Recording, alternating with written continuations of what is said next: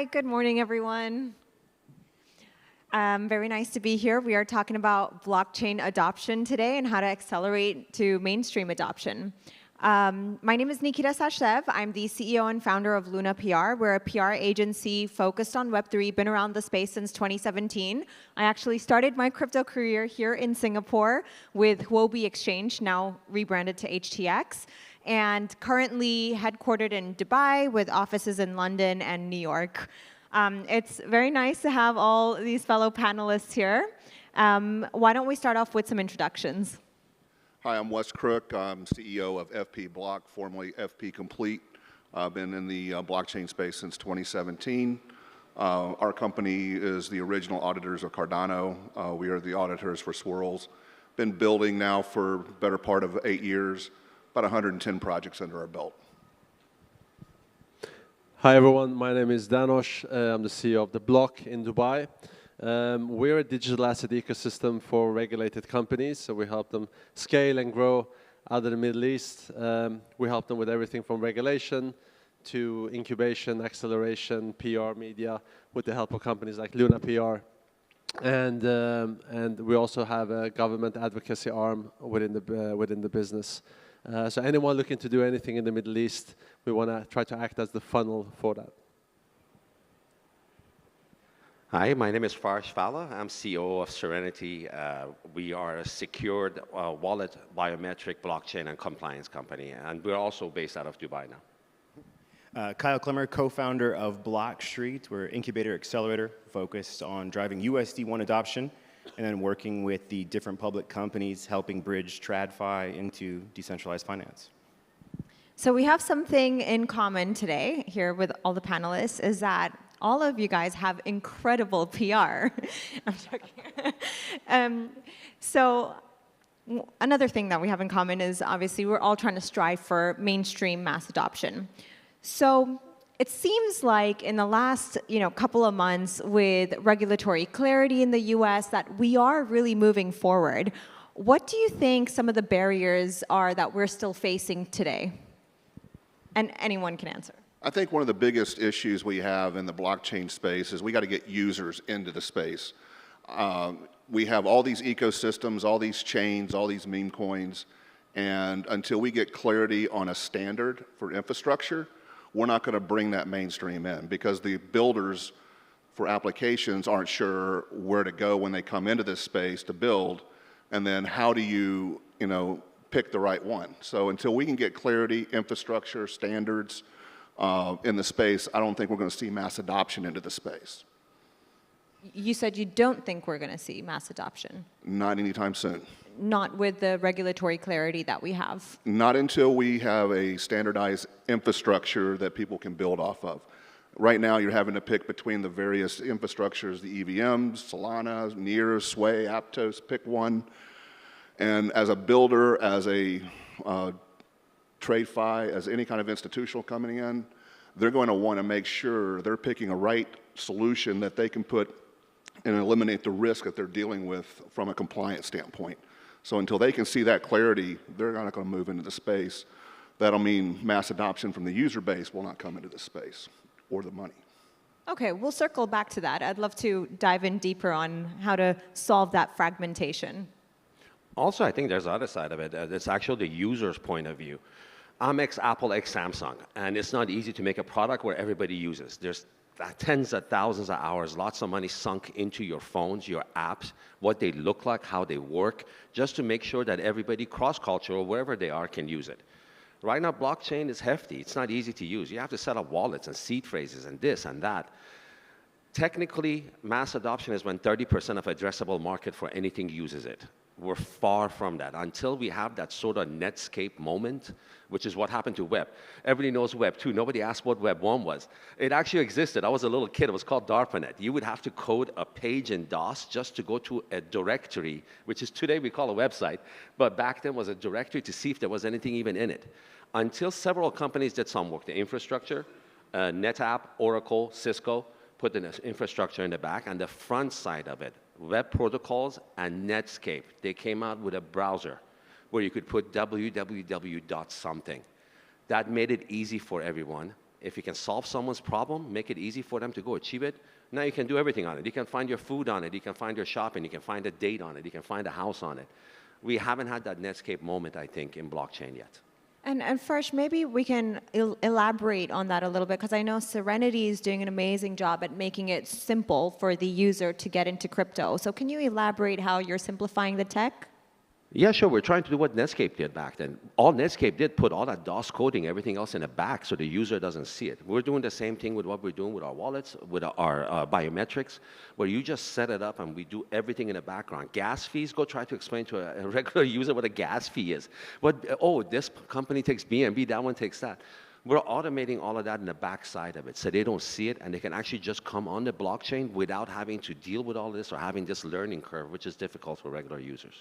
Yeah, I think it's a very common misconception, in my opinion, that people really need to understand how blockchain technology works in the back end. And I don't believe that that's so, because even today, we don't really, a lot of us may not know how NFC works, for example, when we Apple Pay from our phones. So.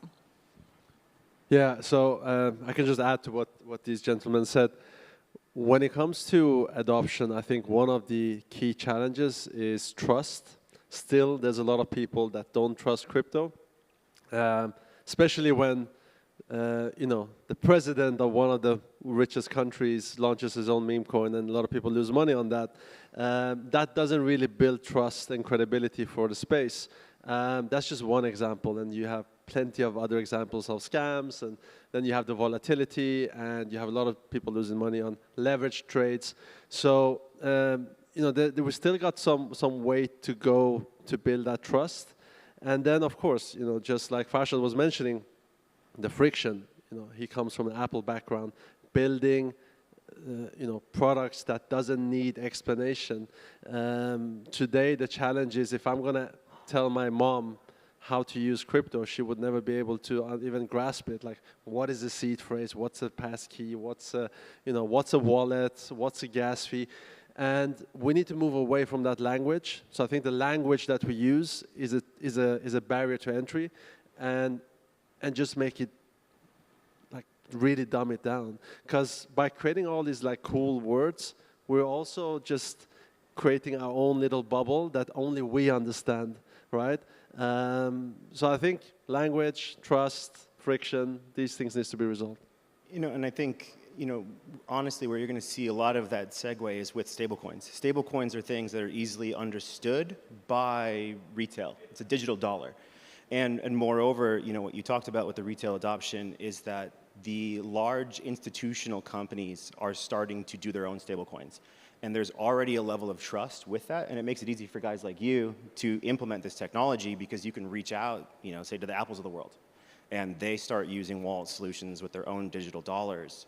This is going to be what retail uses because they understand it. And then with stablecoins, you can incentivize users in ways that you can't do otherwise.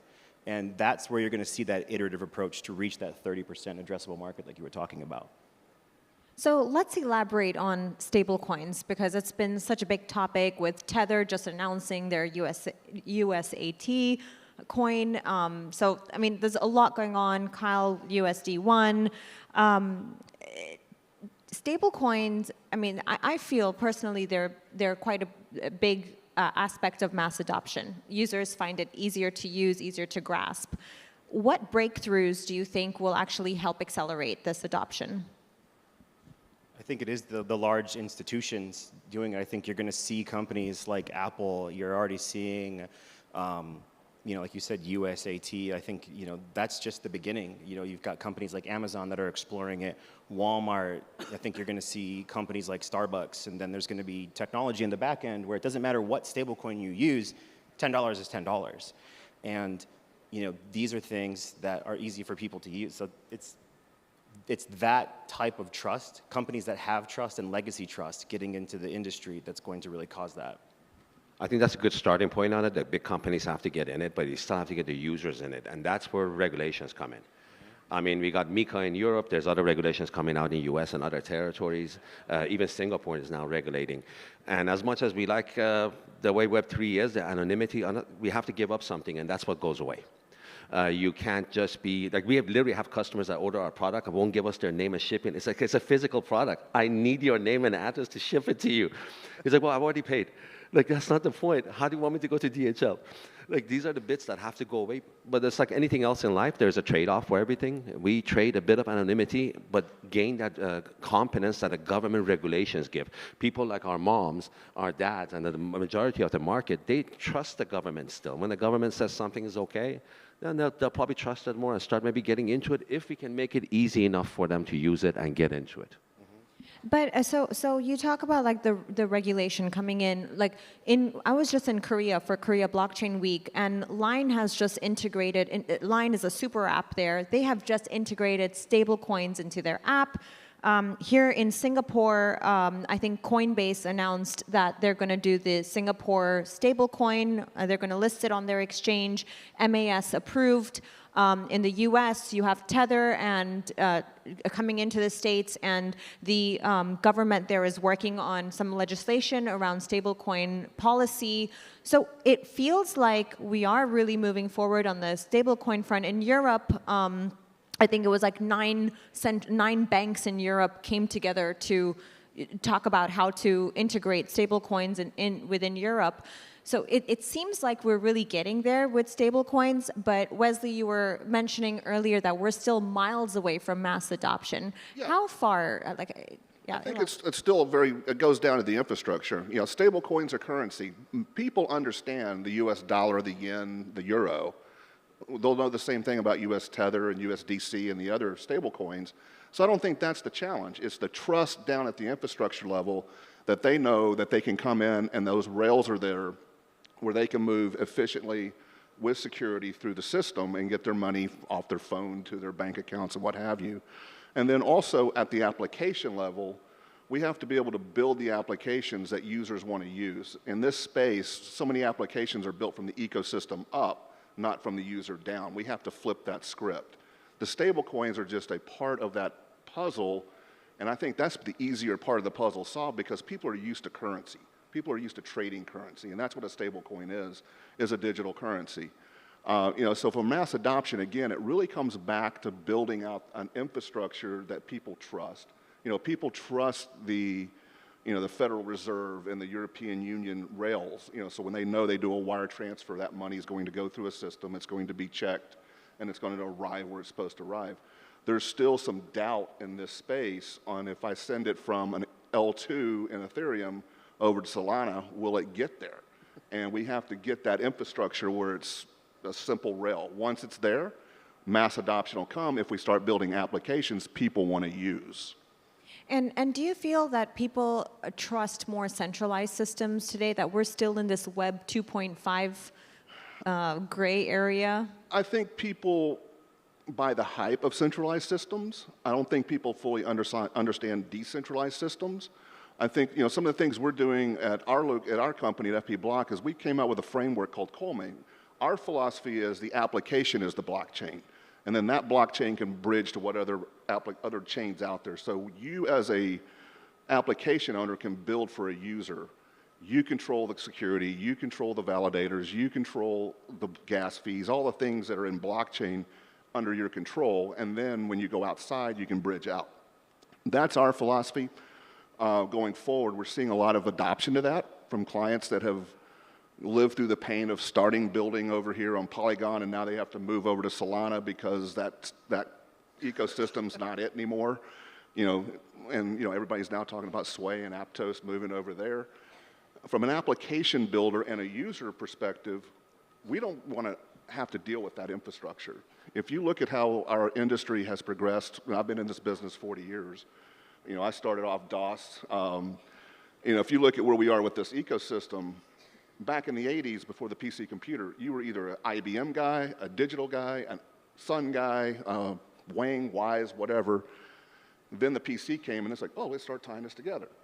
And as we progressed all the way up through the internet, Netscape had their moment, and then here we are. And we're going to have our moment here, but I still think it's about 5 years out before we really see it. I think I agree with you on the 5 years. I mean, that was a little bit before my time. I wasn't around during the DOS times. I came when there was already Apple and PC. But I do remember that. And I think probably the 4 or 5 years is probably a good estimate when there's a unifying system. There doesn't have to be one. There could be 2 or 3, but at least something that unifies all the chains. Exactly. Well, we have to start condensing down the enormity of the space. You know, we can live with 5 chains. We can live with 3 chains. We can maybe live with 10 chains. But we can't live with 100 chains or 1,000 chains where the builders have to figure out where to go. Because those ecosystems are very, dependent on that group of people. You know, you touched base on users feeling comfortable. I think a lot of it also boils down to self-educating yourself as a user, really understanding what you're doing in this space. And I think that incubators, accelerators, they play an important role in kind of hand-holding the users through their Web3 journey.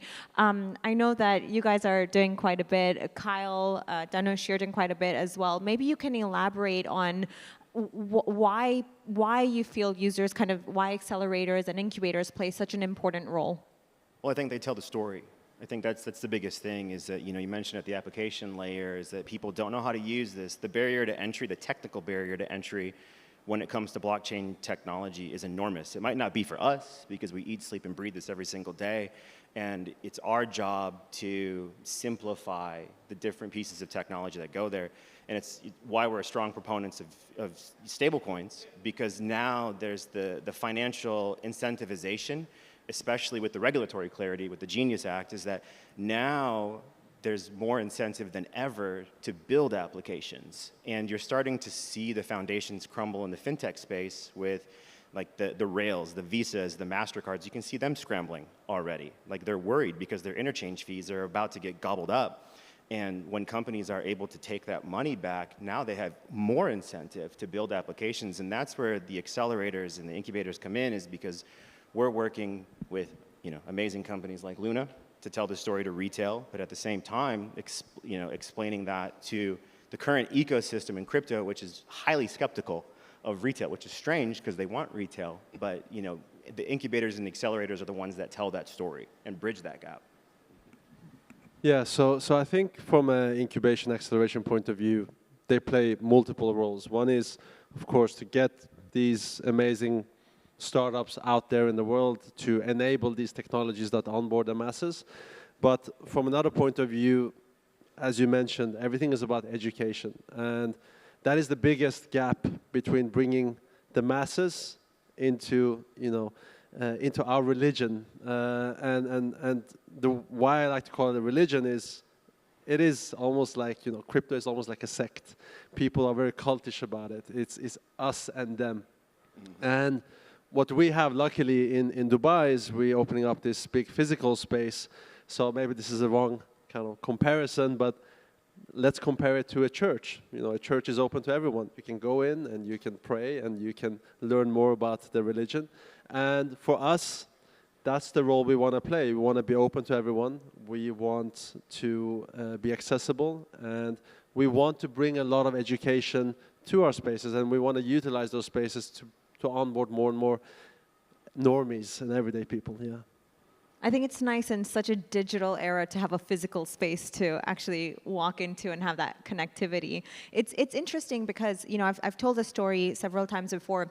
I didn't come from a PR background. I don't know if you guys know this, but I studied chemistry, and I got into crypto because I went to a summit, heard about blockchain. At the time, I was frustrated because my dad, who was working here, couldn't get permanent residency because the hospital he was born in didn't exist, like they shut down. So he didn't have a birth certificate. And I was like, how can one not have an identity because a hospital doesn't exist? I was frustrated with the centralized system of it. And so when I started looking into it, I kind of put 2 and 2 together, and I was like, blockchain can really fix that. And when I started reading about blockchain, there was just such an association to crypto. Blockchain and crypto are not, crypto's a use case of blockchain, right? So there was such an association to blockchain and crypto, and all of it was put in a bubble of scams and hacks. And that's how the media was portraying it. So I wanted to come in and change the narrative in media and really highlight the use cases of blockchain, the power of blockchain. So that's how I got into this space. till today, though, it's an infrastructure problem, like Wes, you were saying. You know, there's the hospital, for example, they're still not putting your birth certificates on the blockchain because everyone is running on a centralized system.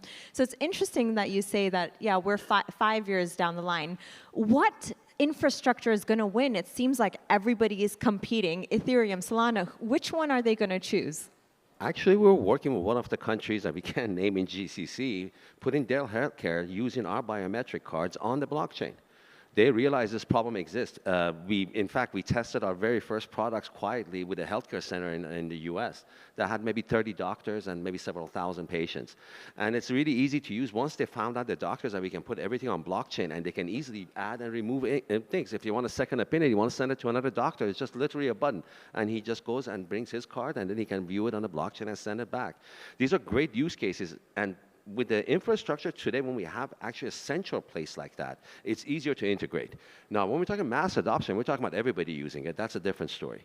But for these kind of things, the governments, the banks, where they want to have a central identity, actually, I think we have enough to get started now. Like I said, we're talking to one of the 9 banks in Europe ourselves. So I know which one you're talking about. And it's easy to go to one institution and give them 10,000 of these biometric cards and have all of their customers have it, and everything on blockchain. But guys, doesn't it eat off the profitability that these corporations have, having everything centralized in their systems? Well, I mean, obviously, you know, the IT world, if you look at a company, 98%, 95% of their operating budgets for IT is operations, not innovation. You know, so they don't have the budgets to spend. It's going to be the small guys like us that come out and make the innovations. You know, to answer your question, you're talking about who's going to win the battle. My prediction is 80 to 85% of the people we talk about today won't exist in 5 years. There'll be a lot of AOLs and Earthlinks out there, but there'll be a couple of chains that will have institutional backing or governmental backing that'll win this battle, and they'll bring the standards to it. And we'll start maturing this space, because one of the things, I was listening earlier, one of the ladies talking about testing. You know, in this space, we do not do professional software development. We do a lot of vaping, just hacking at it, throwing things out not tested, and we got to clean that up. We have to get to a very methodical way of building and delivering software in this space. You know, the blockchain technology is fabulous. You're right, the crypto level layering on top of it's caused a little, sliminess to it, but the blockchain technology is great. Everybody's looking at it. You know, we're talking with a company in the medical record space, can't name who they are, but they control most of the hospital record systems in the United States right now. They're looking at blockchain as a way to move forward.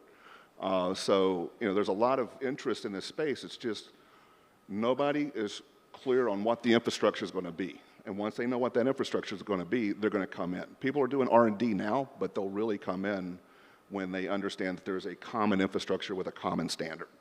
And then, to unify all of it, do you think it needs to come from a government level, that it cannot be like a decision of these multinational corporations? It's going to be effectively entrepreneurship. Somebody like Steve Jobs, somebody like Bill Gates is going to walk in here and they're going to nail something and the world's going to go that way. And that's what's going to happen. I think that's exactly true. Steve Jobs wasn't an engineer. He never wrote one line of code. But he understood what different cultures and different peoples, what he can design where everybody would just look at it and understand. That hasn't happened yet. Yeah. That's what's going to make this thing go over the top. That's a good way to put it. What about Kyle, Danush? Any comments? No, I think the gentleman covered it quite well. Okay, I think we have time for one last question. What do you hope to see in the next 5 years that will verify that, yes, we've hit mass adoption? For us, it's really just having a set of standards and a common infrastructure, or a set of common infrastructures that everybody can build to and interoperate with. I think what's important is that adoption, crypto becomes invisible. You shouldn't know that you're using a crypto rail to make your payments, or that your passport is an NFT, or X, Y, and Z. Everything should be just done invisibly in the background, and that's when you're going to reach adoption. Maybe fiat becomes invisible too.